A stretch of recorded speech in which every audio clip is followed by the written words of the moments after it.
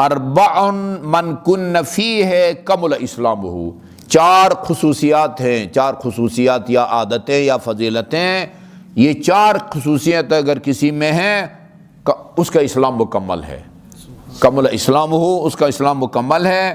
وَأُعِینَ عَلَىٰ ایمانہ، ایمان اسلام مکمل ہے مومن بننے کے لیے یا ایمان میں دائرے میں آنے کے لیے اس کی مدد کی جائے گی، اس کو خدا کی طرف سے دائرہ ایمان میں داخل ہونے کی توفیق ملے گی۔ مُحِصَتْ ذُنُوبُهُ، اس کے گناہ مٹا دیے جائیں گے جن میں یہ چار صفتیں ہوں گی۔ اور وَلَقَى اللَّهُ رَبَّهُ وَهُوَ عَنْهُ رَاضٍ، اور جب خدا کی بارگاہ میں جائے گا خدا اس سے راضی ہوگا، جی خدا کی بارگاہ میں جب جائے گا تو خدا اس سے راضی ہوگا۔ اچھا، وَلَوْ كَانَ فِي مَا بَيْنَ قَرْنِهِ إِلَىٰ قَدَمَيْهِ ذُنُوبٌ حَتَّهُ اللَّهُ، اگر سر سے لے کر اور پاؤں تک گناہوں میں غرق ہے تو اللہ یہ سارے گناہ اس کے مٹا دے گا، جس کے اندر یہ چار صفتیں ہوں گی۔ من قرنہ، اصل قرن سینگ کو کہتے ہیں، بندے کے سینگ تو نہیں ہوتے، مراد یہ کہ سر سے لے کر پاؤں تک نہیں، یہ استعمال ہوتا ہے۔ تو قرن وہ کہتے ہیں کہ قربانی کا جو جانور ہے اس کا قرن جو ہے نا وہ ٹوٹا ہوا نہ ہو۔ اچھا، قرن دو ہوتے ہیں، ایک باہر ہوتا ہے کور کی صورت میں نا، جو لوگ بھیڑ بکریاں پالتے ہیں ان کو پتہ ہے، ہم نے خود دیکھا ہے، اور بعض اوقات جو ہے نا وہ غصہ آتا ہے چرواہے کو یا مالک کو، وہ پتھر سینگ کو لگ جاتا تو اوپر کا کور نکل جاتا ہے اور اندر وہ ہڈی کی صورت پہ سرخ جو ہے نا وہ ٹوٹا ہوا نہ ہو، وہ باہر کا کور اگر اتر بھی جائے اندر کا صحیح سالم ہے تو اس کی قربانی ہو جاتی ہے۔ غرض یہ کہ قرن جو ہے نا ڈکشنری میں وہ اس کو کہتے ہیں سینگ کو، لیکن مراد کیا ہے؟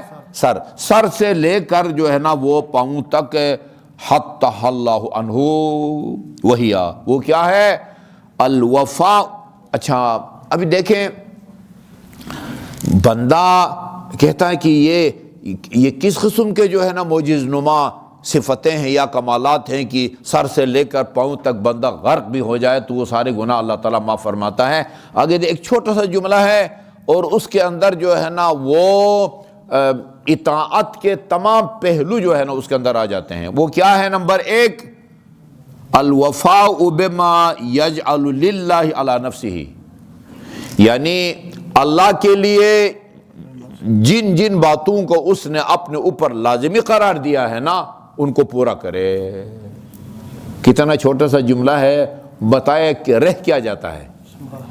ہاں، وہ کاش کہ مجھے شعر یاد آتا، وہ کیا ہے زیدی صاحب، اقبال کا ہے کہ تو لا الہ الا اللہ کہہ کے جو ہے نا تجھے نہیں پتہ کیا کیا زبان سے کہہ بھی دیا لا الہ،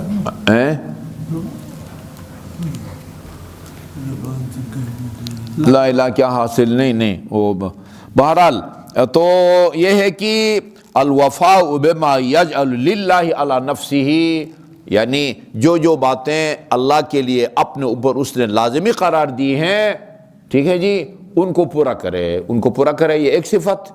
دوسری صفت صدق اللسان مع الناس، لوگوں کے ساتھ جھوٹ نہ بولے، ہمیشہ سچ بولے۔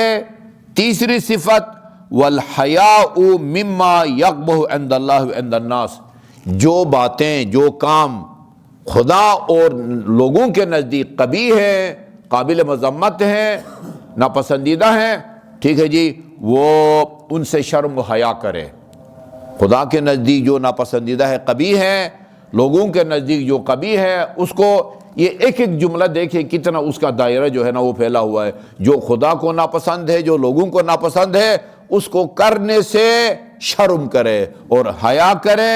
جی ہاں، وحسن الخلق مع الاہل والناس، اپنے اہل خانہ کے ساتھ بھی اور لوگوں کے ساتھ بھی اچھے اخلاق سے پیش آئے۔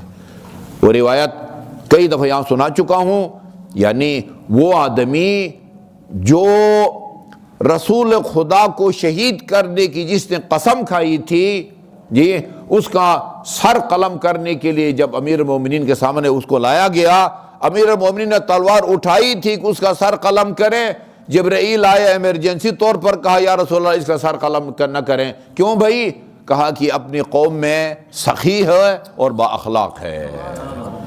یہ لات اور عزات کی قسم کھائی تھی کہ رسول خدا کو میں قتل کروں گا، چنانچہ اس کا ایک ساتھی کو قتل بھی کر دیا، ایک کو قتل کر دیا، اور اس سے پہلے اسلام کی دعوت دی، کلمہ پڑھو، اس نے کہا کہ نہیں بھائی یہ کوہ ابو قبیس اٹھا سکتا ہوں لیکن کلمہ نہیں پڑھ سکتا ہوں۔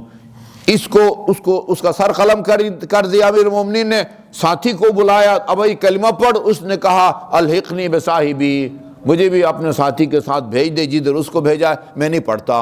پھر جب امیر المومنین وہ سر قلم کرنے لگے، فوراً جبرائیل جو ہے وہ کتنی جلدی آیا ہوگا آپ اندازہ لگا سکتے ہیں۔ جبرائیل یا رسول اللہ خدا فرماتا ہے اس کو قتل نہ کریں، کیوں؟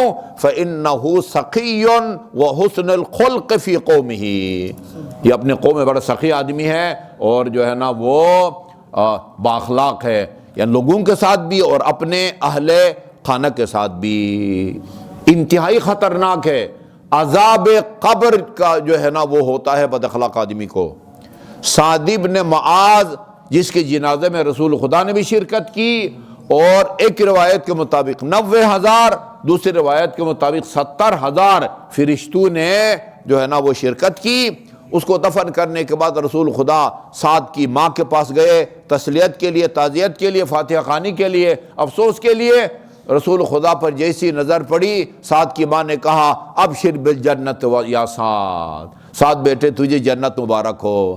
رسول خدا نے فرمایا لا تعجل انی، وہ اتنی جلدی فیصلے نہ کرو، ادھر پہنچ کے کوئی اس نے فون کیا ہے تجھے، کیسا پتہ چلا کوئی جنت پہنچ گیا ہے؟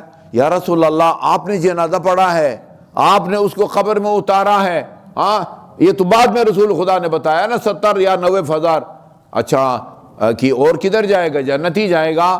فرمایا وہ جنت جائے گا انجام کے طور پر ابھی اسی وقت وہ عذاب قبر میں مبتلا ہے۔ کیوں؟ وہ اہل خانہ کے ساتھ اس کا اخلاق اور سلوک اور برتاؤ جو ہے نا وہ اچھا نہیں تھا۔